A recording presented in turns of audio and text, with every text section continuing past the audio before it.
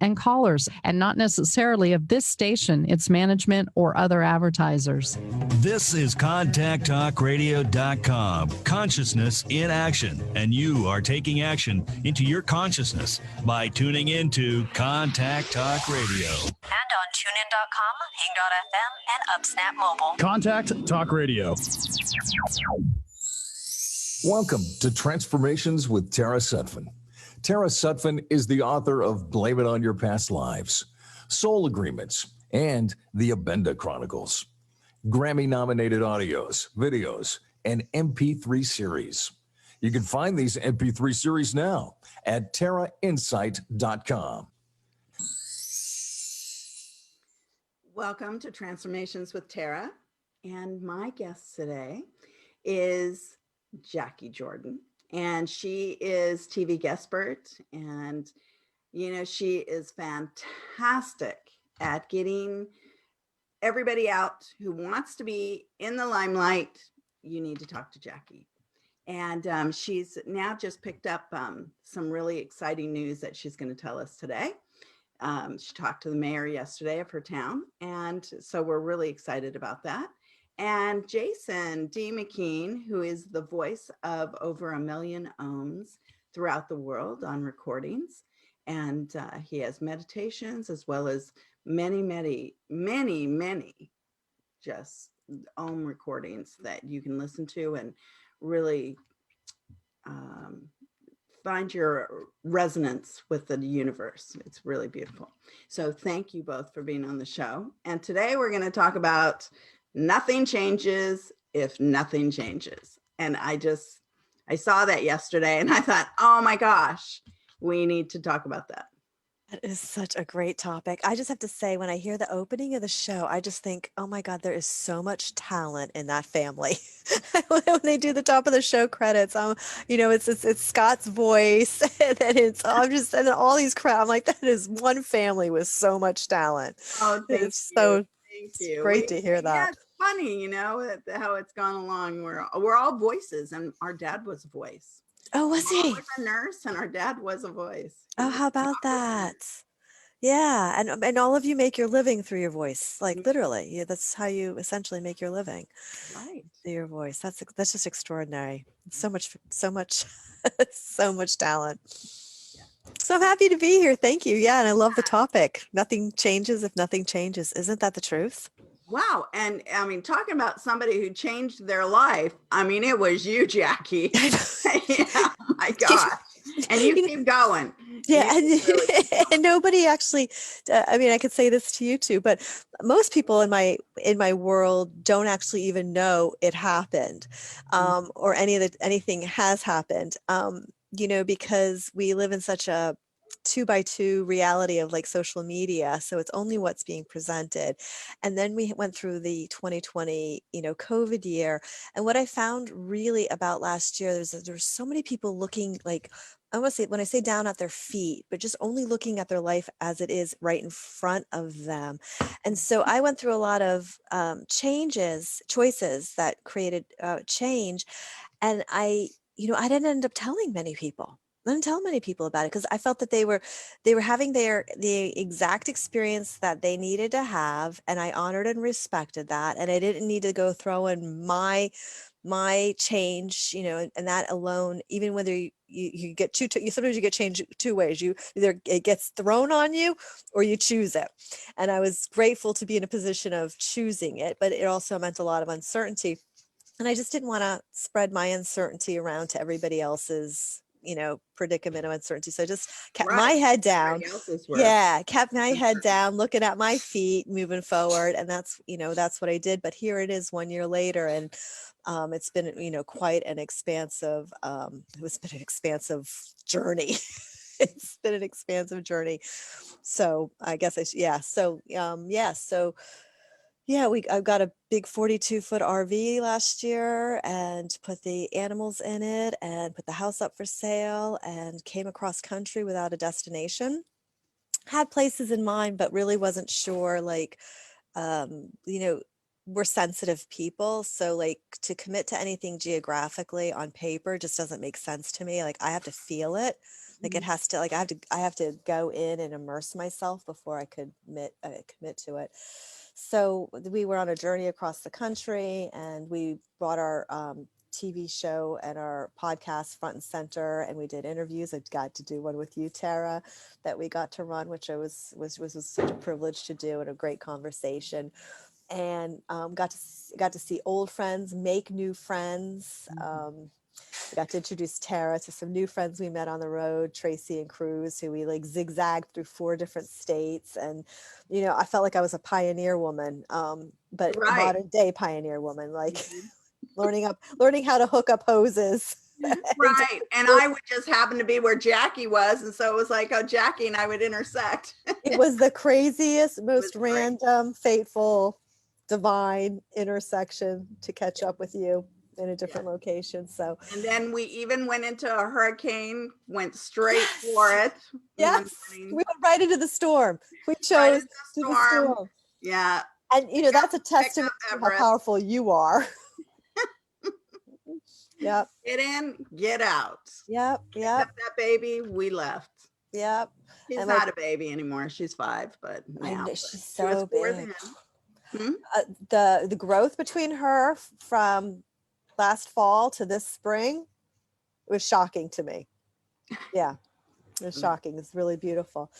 Yeah, so lots of changes. And right now we're expanding our business TV guest spurt outside of, you know, in Nashville, outside of the Nashville community. And we just got the franchise license to produce a TEDx talk here in Franklin, Tennessee. So we'll be producing an event with TEDx speakers, and we'll put together a website and a committee to get, you know, speakers participating. So just met with the mayor here, and the township's very excited about the possibility of that. So it's just been fun to, you know, throw the cards of, you know, my life up in the air and, you know, see where they come together. And they're like finally coming together. You know, there was a lot of space in between where there was that experience where you're like, oh my God, like, will this ever reassemble? Will my life ever reassemble? You know, you've got to really, like, you know, when you choose change. But I would always, for me, I would rather always, like, I would rather move into change than stay in stagnation. Like the stagnation to me is just death. Like it's just like soul death. And it doesn't have to be a physical moving change. I mean, change can happen in so many ways. Like sometimes it's just a matter of what I'm going to choose to eat in the next meal, you know, like that, it could be that. That's Right. Or what you choose to read, or what you choose to study, or what you choose to, you know, you choose to walk or exercise, or that's exactly it. Yeah. Or make new friends. Yeah, exactly. Exactly. And I think, you know, I think astrologically, I think like a lot of because it was so significant for me in a lot of ways last year, I think that was also up for me. You know, change isn't always up for people at the same time in the same way. I mean, I think we went through a collective change, and we've conversed about that on this show a couple times, which has been fabulous. So there was definitely a collective change. And I had the sensibility in my own like meditation process for myself, like this time last year, exactly this time last year. I was like, well, I can either hold on to the branch while the water is just running down the river, or I can let go and go with it and just see where it takes me. And I kind of did that approach. Like that was the feeling and the sensation about it.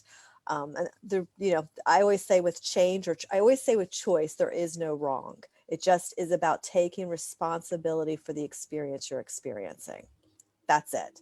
There's like never a wrong choice. It's just, again, taking responsibility for the experience you're experiencing. And if you don't like the experience you're experiencing, then you get to make another change, you know, another choice.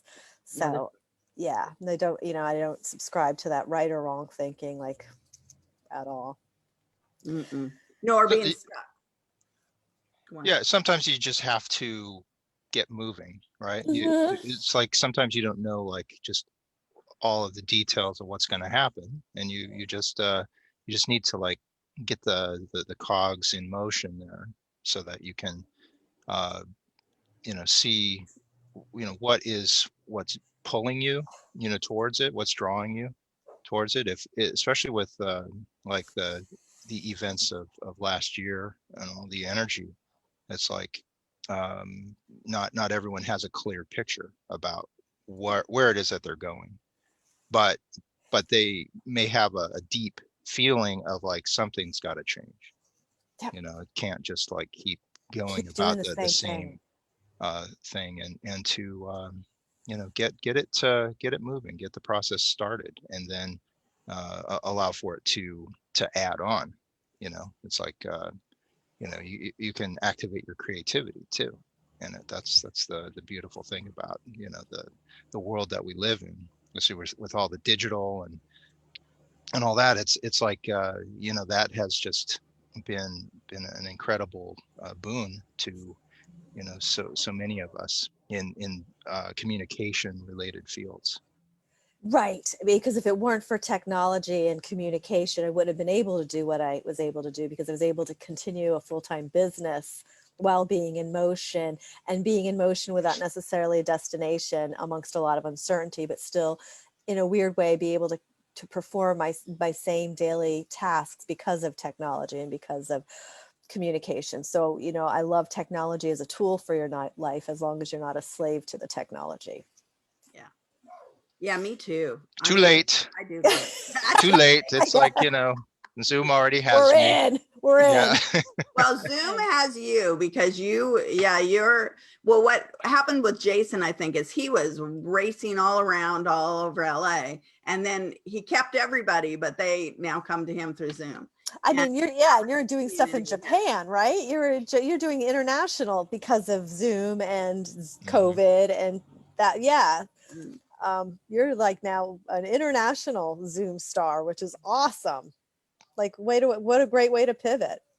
It's you know, and it keeps expanding, keeps growing, and it is it is like a pivot. You know, I mean, it is where, you know, I've been like thinking about, you know, it's like, can one go back? Can one go back to, you know, the pace that they were at and doing the same things? And it's like it's difficult. It's difficult to take those steps backward and feel like you're that you're being true to your own path. right. Mhm. I think that, you know, part of what change is where it's growth, right? It's like I mean, that's another word for it. It's like there's two cards in the tarot that are really significant change cards. One is death and the other is the tower. And most people like they balk when they, you know, get either one. But That's a really good example of the one is the change is kind of forced upon you, which I would think is to me is more the tower card, and the death card is the more of the change that you choose to align with. it's like if you have like an encoding within yourself that is just starting to unfold or blossom, you know, like a seed, right? Starts to push out and wants to be, you know, seen in the world and all. It's like that is more that death card. That's where it's an organic change from within, and it goes out, and it's like it's time to change. The and the tower is more that you know, external forces there, stuff that's out of our control. It's like the accidental stuff. It's, you know, It's you know, COVID. It's a pandemic. It's yeah. Well, I And think how we like just, you know, navigate that change, yeah. whether it's internal or the external. That's our life. That's our journey. Mhm. Well, I think that a lot of people, it slowed down enough for them.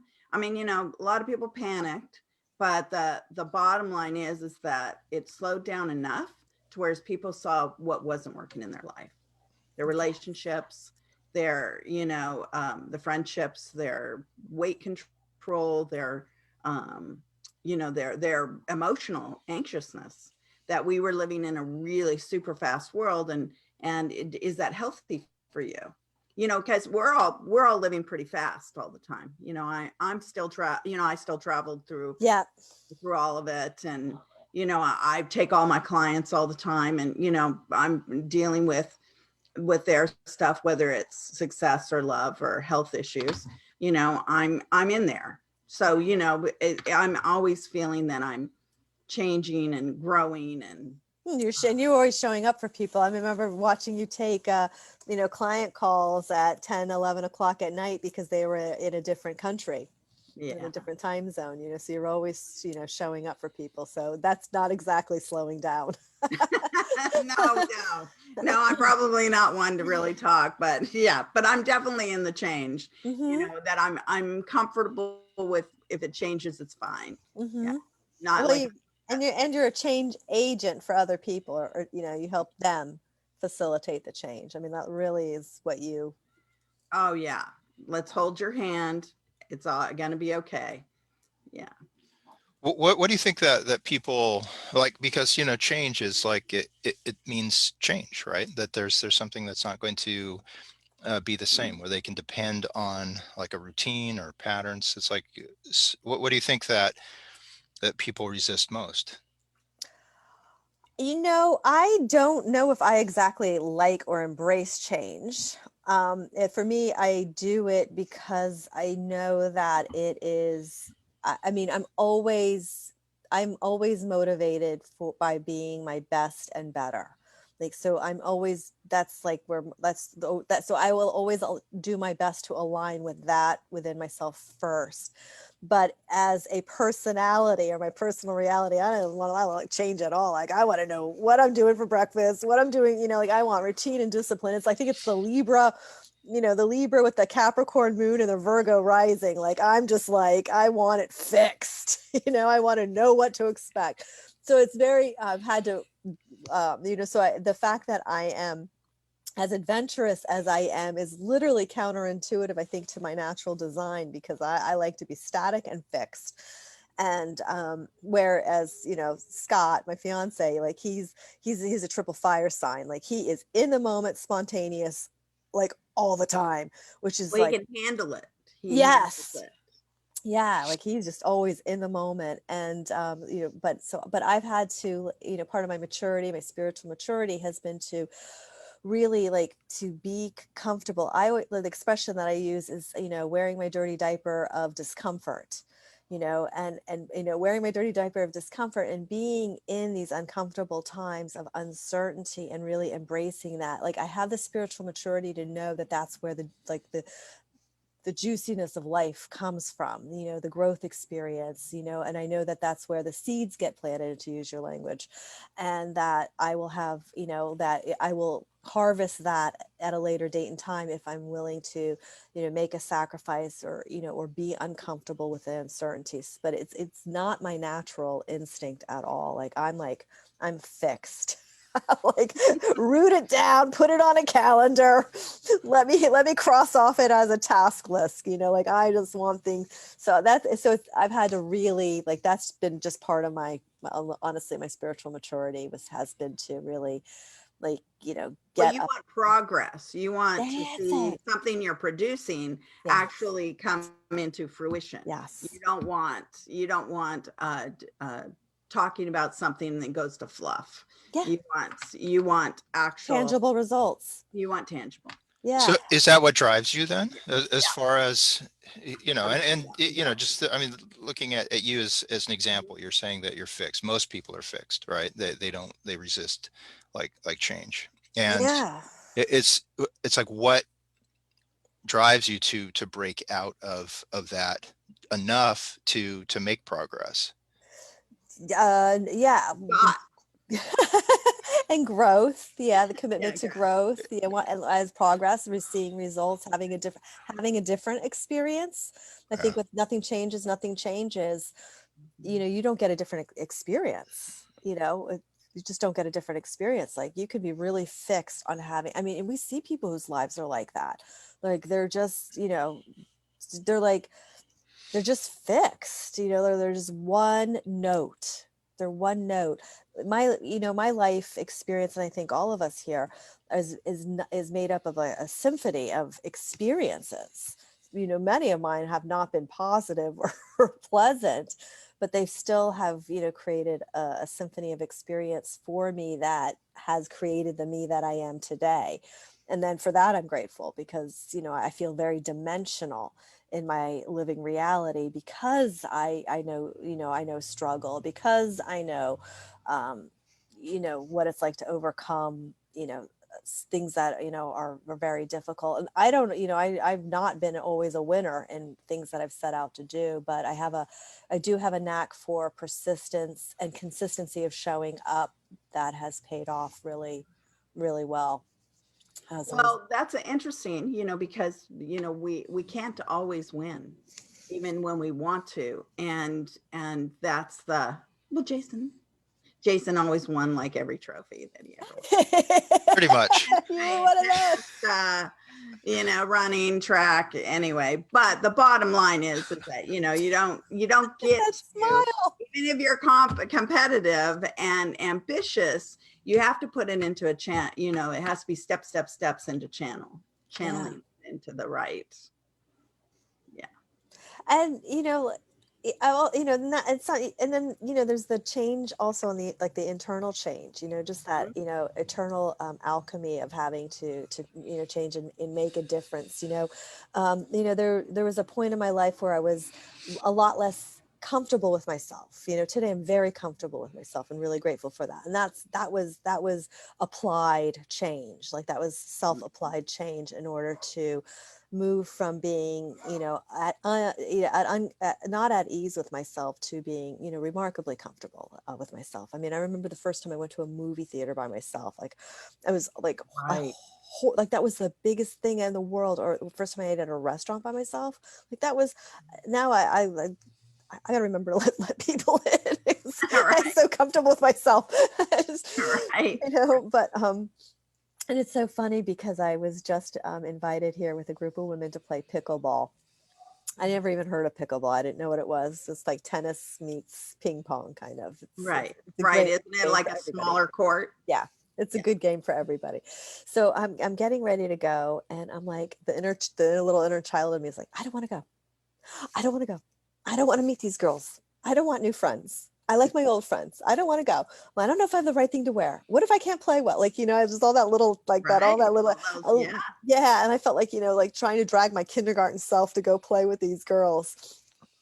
And, but anyway, now I've been playing with them every week and it's been a blast, so, I understand. So you stepped in. Show up. You Yes. stepped into the change. You stepped into your fear zone of meeting a whole group of new people who probably were already friends. Yep. And so, you had to. Yeah, I was like, I want to, like that little child, that inner child was like, no, I don't want to do this. I don't want to do this. No, I don't want to do this. No. But you I don't want to go really play. good. I mean, the exercising, I mean, you always are finding gyms and, you really went out of your way to make sure that you kept, you were keeping strong for all your circumstances.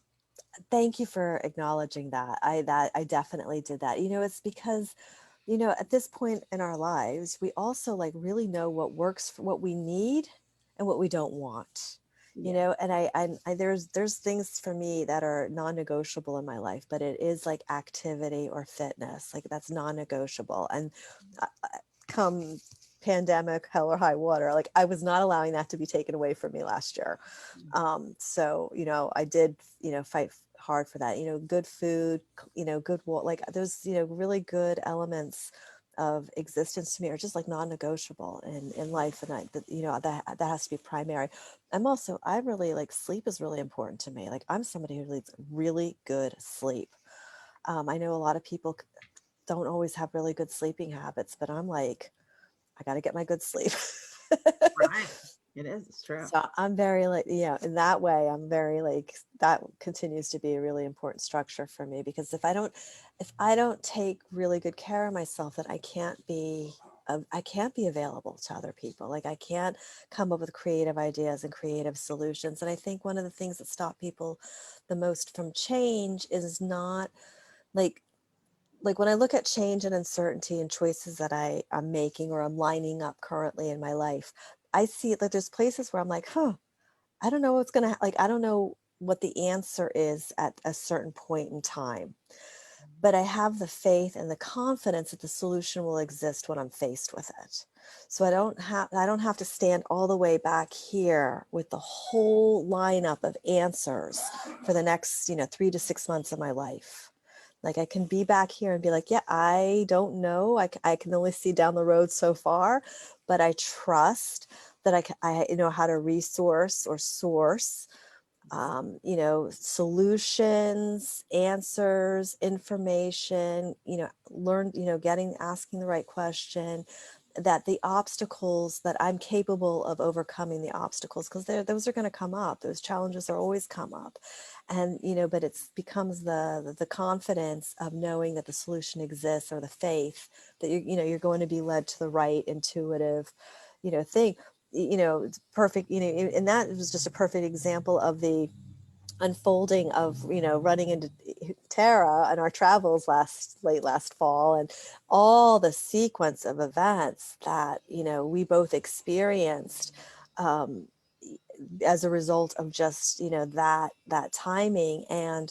I took on a project at that time, and Tara got to witness me kind of kicking and screaming, because I was like, I don't know if I'm going to be able to get through this. I don't know if I want to take this. It's going to be a lot of work. I could just, the resistance came right up, and just being able, for me to breathe through it, and then just reminding myself the solutions will present itself. The solution will present itself, and I feel like living with that, mantra, that belief system, Yeah, because it was quite a big project. I mean, like huge project. And it was a controversial one, a heated one. Controversial one. It was history changing. Yeah. I mean, there's a lot of things. There's Yeah. a lot of elements that were in that project. You were exactly. And so my internal resistance in the beginning, while I was considering it, was not irrational. Like it was like I had to process.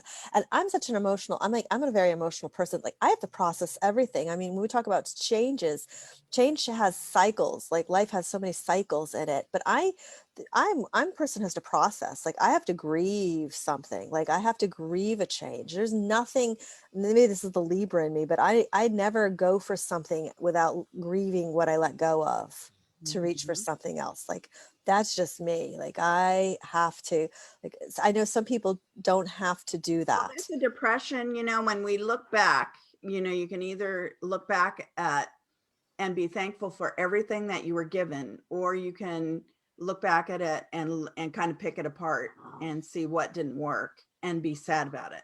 So you have to just kind of because your feet are now. They're not in the future, and they're not in the past. So what is happening right now in your life, and how have you come to this junction? Because we're all in intersections, and we can all take the high road or the low road.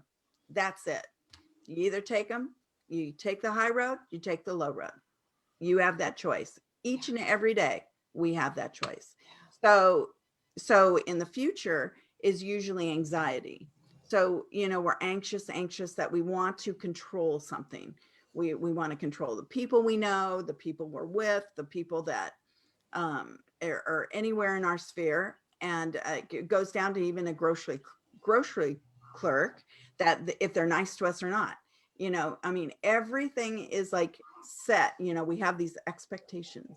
Stay in the now and know that we're going to make the right choice, because we're going to take the high road, so that's the bottom line. Yeah. It's so true. It's so, yeah, that's so well said. Yeah. So it's really, yeah. And I understand that. That's really good, to kind of let everybody know about how, because everybody feels that, that the past, I mean, you try to think of how your life was like before the pandemic. Was I living a great life? So many people were in such turmoil, hated their jobs, hated that they had to be in drive time, I mean, gosh, on the 405, all those people who are probably back on the 405 now. I think you were exactly right about that. Yeah. I mean, but traffic and that sort of thing, what are you willing to change? Because, we all have this opportunity to change. Well, I'm thinking about how, if one holds on to things, holds on to the past, and holds on to it like with a death grip, as far as like that it means that someone is going to have a harder time just moving through what needs to be changed, what can be beneficial, right? So coming into a place of balance, and it sounds like what Jacquie was talking about, where that grieving process of letting go, that has to be a complete process. It's like that has to be a true letting go, and once you're able to create room within yourself for something new, then you're able to move forward. I see it a lot with the people that I work with, as far as with relationships, and all, just being able to let go of a person maybe that they've loved, but no longer, there's no longer a loving relationship there. And it's like to be able to fully release that person, that's the work in the present. I like to say that the heavy lifting is done in the present moment. That's what builds our future, our way forward, is being conscious in the present, and then doing the work then and now. And like you were saying, Tara, it's like the choices. Do I take this road? Do I take that road? And do I look to path that is beneficial to me, that builds me, that restores me, or do I go down this path where I can wallow in these memories, and I can feel like, oh, it's like it's this kind of like a weird bittersweet bath that you're soaking in of the past, and it's familiar territory, but it's not productive. It's not where you're really soothing yourself. You're just wallowing in memories that are not serving you. And when you're ready to release those and go down that path of rebuilding, then you're making the choices that are the hard choices. And again, it can feel like it's that heavy lifting that you're doing in that moment, but you're paving the way towards releasing and bringing in the new. Right. And I'm not saying when as far as like change, throwing away people or places or things, these can be all beautiful things in your life, to stay with them, but just to roll with the change, because it's important. It's important for you to grow as a person and not be, too sentimental, where people walk on you, or you're enabling people to not grow in their own right. Mm-hmm. Or for and you also, because there are times when you have to be there for people because they need you. I mean, truly need you, if they're like sick. But if they're able-bodied, everybody has to get up and do their own life, period. And you have to be willing to allow the people around you to live that life, and to champion them, and to honor them, and to be proud. I'm always proud of everybody's steps that they make in life. I mean, that's taking the high road. You always want to just take the high road over it. One of the things I also had to learn too was like not holding people where they're at. It's like and I had to learn it, because I did not like being held by somebody else from where they had me at, 10 years ago, 15 years ago, or whatever, last conversation, because, we do. And I feel like with friendships like ours, it's because we allow each other to show up new to each other. like, hey, I'm nice to meet you. May 7th, 2021, because we're all new. Like having that spirit of being able to relate is also so beautiful because it allows the other person to have the passages of growing and changing, and you're not holding them in a fixed identity. And I think that is also so significant and so important.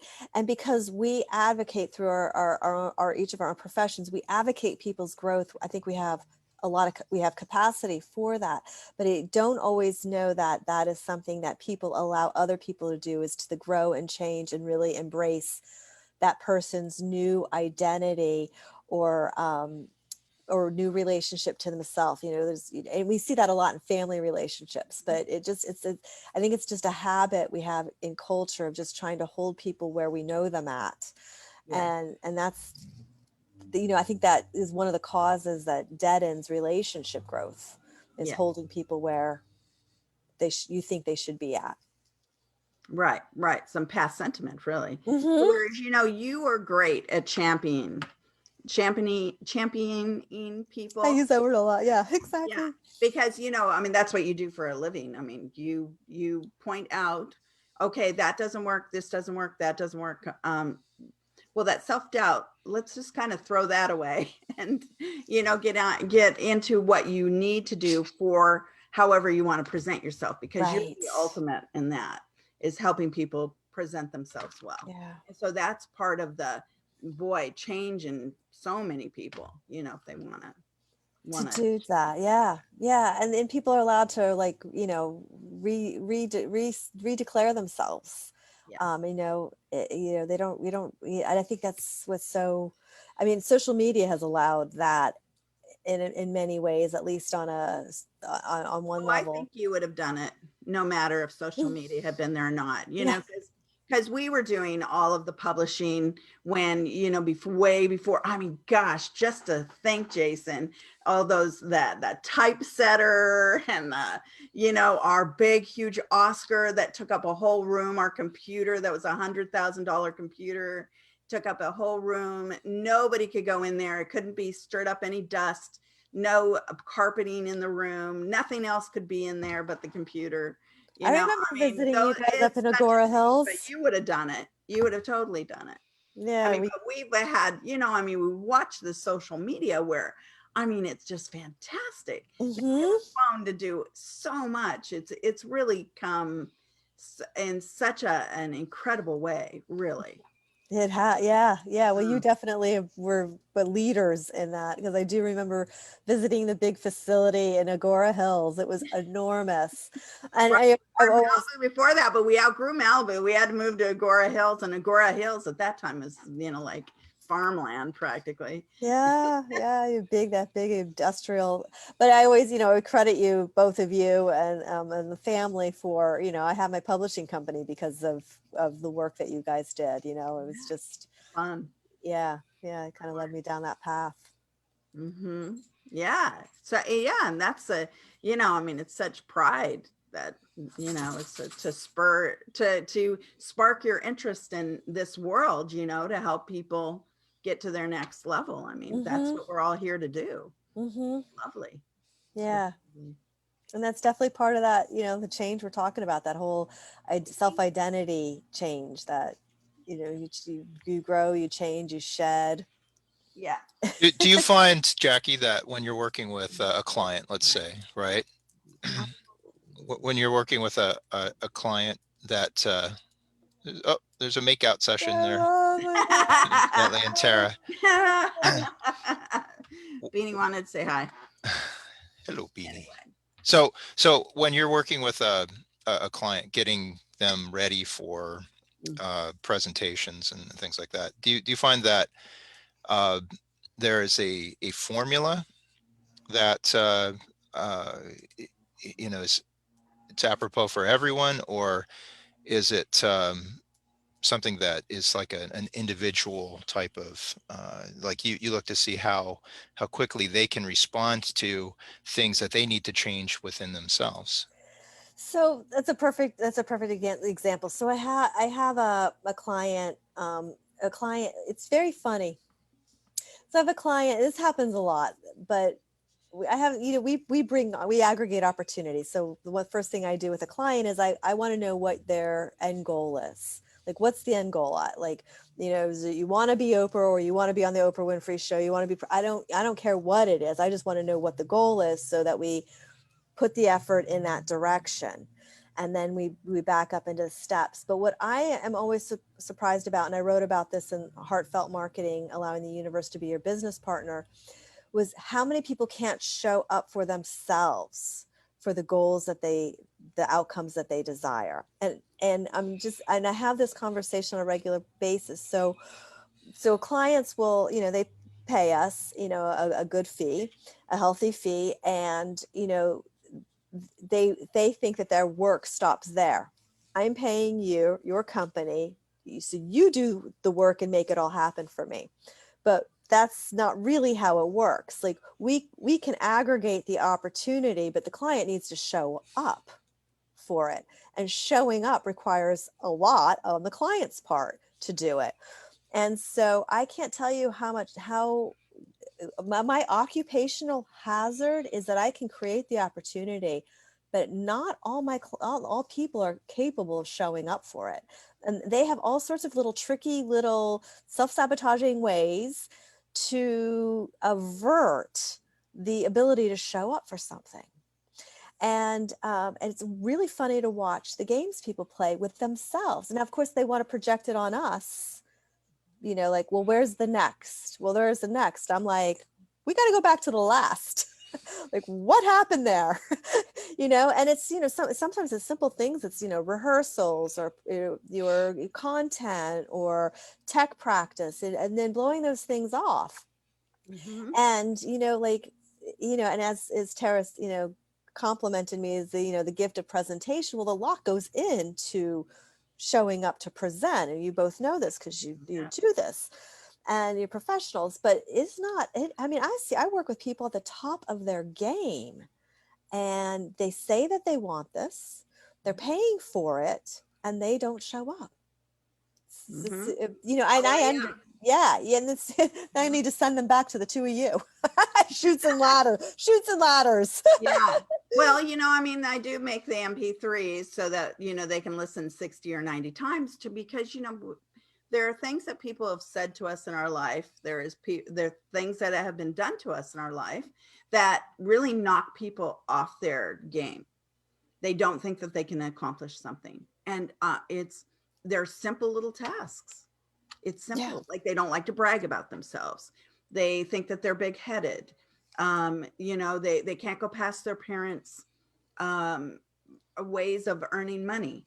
They can't, their father was always stern when they, did anything or tried to perfect anything. Whatever it is, it's really interesting.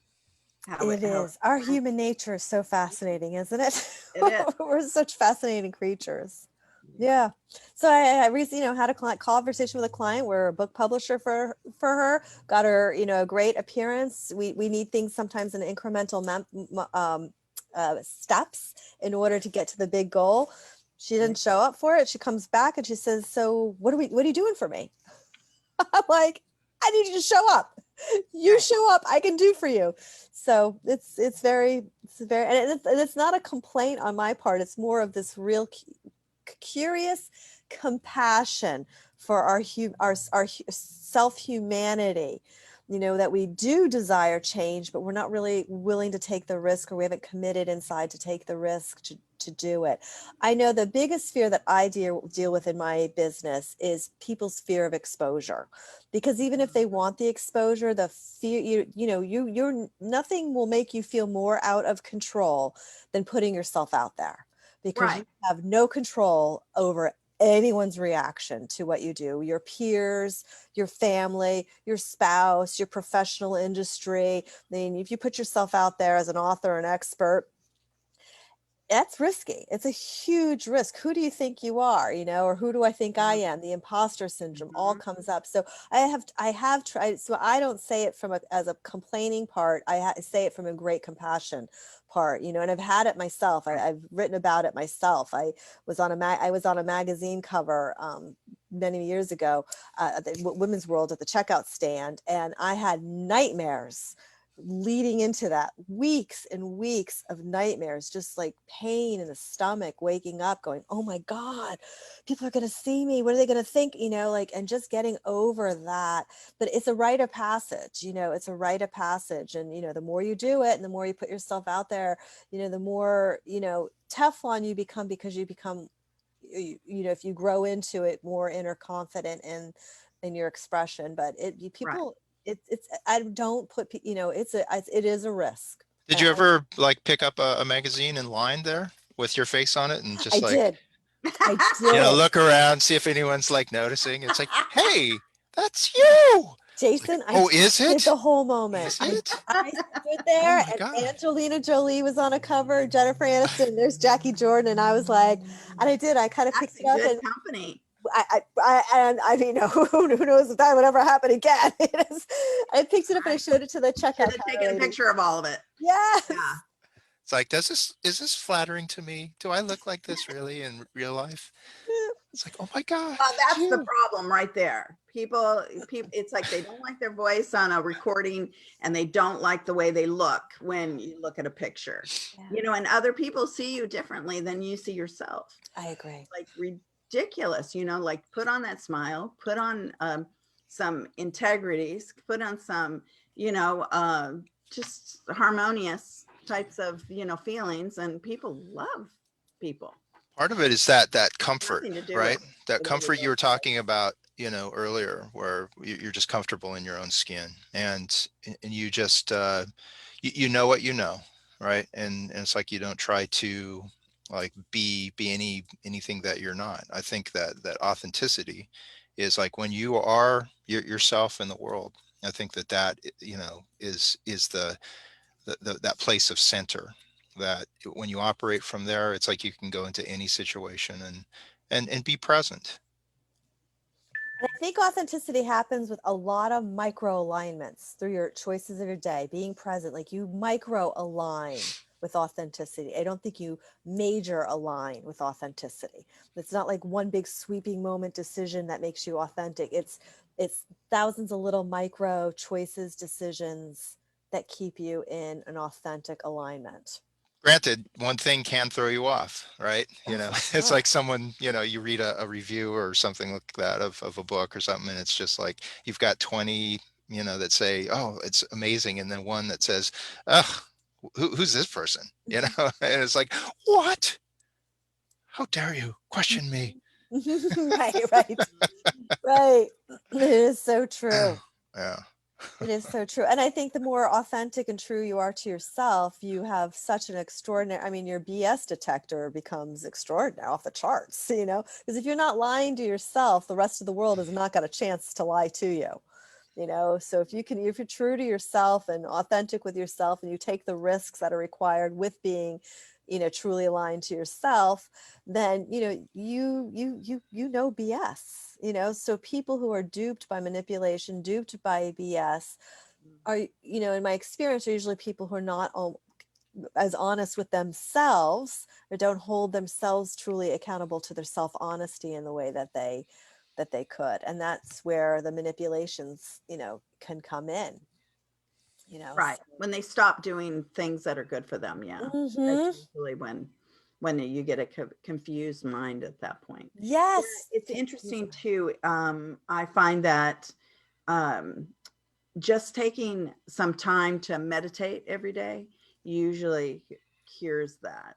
Puts you back into the zone of listening to yourself, listening for what works in life for you. And then yeah, it's a thin line sometimes. I've been going into the whole thought process of, when did I just trust life? It was maybe before you hit puberty, where you're just loving life. But Mm-hmm. even afterwards, where is it that you expected the best? You Mm-hmm. just love life. And that's kind of I've over the last really over the year for sure.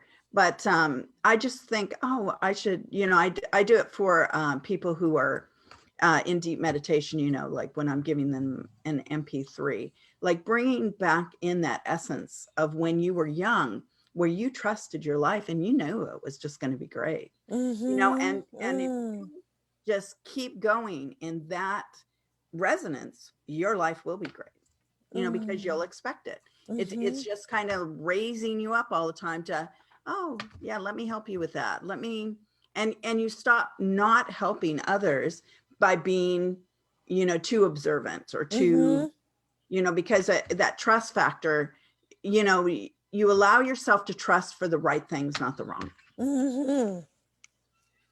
which is a kind of an interesting thing. We had it at a gas station years ago. I always give people money and, different, anything around, I give money. And William was with me, my son, and he was like wanting to give at the gas station somebody who wanted some money. And I, before I could go, no, because I knew that was not going to be the right thing. And that he was going to, he was, the chaotic energy was there. So, but he was like mad. And I said, no, you gave. And that's the thing, is we give to get in life. And so you let it go. You don't have any expectations of the energy of money. Let it come in. Yeah. Just allow yourself to be in the resonance. So, yeah. So anyway, that's what I've been doing a lot with people, is just get back into, like, you have this wonderful excitement about life, where it's going, why it's going there. Yeah. So it looks like we're on our countdown Yeah. here, Tara. So TVG, is that your rap name? Yeah, Is that your? I'm JJ and we're from TVG. Something like that. That's great. You should think of like a career as a rap artist. Just, supplemental. I don't know if I see that in my cards, but it's TV Guestpert. TV Guestpert on Instagram, TV Guestpert on Facebook, TV Guestpert on the web, TV Guestpert. Yeah, GUESTPERT.com. So TV Guestpert. Yeah, thank you. And how about you, Jace? Well, I am at Jason D. McKean. Jason D. as in David, but it's not David. McKean, MCKEAN.com. Could be Dumbledore. Right? Oh, yeah, could be. Right. Could be. And I have a new book coming out soon. I'm going to announce that. That's exciting. Coming up. That's but great it's not ready exactly yet. Okay. Putting the final touches on it. Okay. Nice. That's great. Nice. And where are you located, Tara? I'm at tarainsight.com, TARAINSIGHT.com. So yeah, taking appointments. Love your moon blog. I'm an Apex again. Love your moon blog. Everybody should go to Tara Insight and sign up for that moon blog. Yeah, it's fun. It's fun. How many years have you been doing that now? Oh gosh, well, whenever we met, we were doing the moon rituals, back in the 90s. But I think the blogs probably came about 2005, 2006. Yeah, I've been stopped in just the weirdest places. Do you write that moon blog? I mean, that's that's a faithful, consistent writer. Yeah. That's a faithful, consistent writer. That is suiting up and showing up. That is great. Well, now everybody's into the moon. At the time, nobody was doing moon rituals or something like that. And, I was doing bonfires on the beach all the time. And I did a bonfire this last moon. Beautiful. Yeah. So it's all fun. Well, thank you for having me, Jackie. It's always great to see you. Thank you. Likewise. Yeah, I Enjoy. love being here. Thank you so much. I love that. And I love the topic. Nothing changes. Nothing changes. Nothing changes if nothing changes. Yeah. Like, get on it. It's so Right. true. So we'll have a beautiful rest of your day. Yeah. This is a lot of fun. Thank you. Thank you. I know. Love you.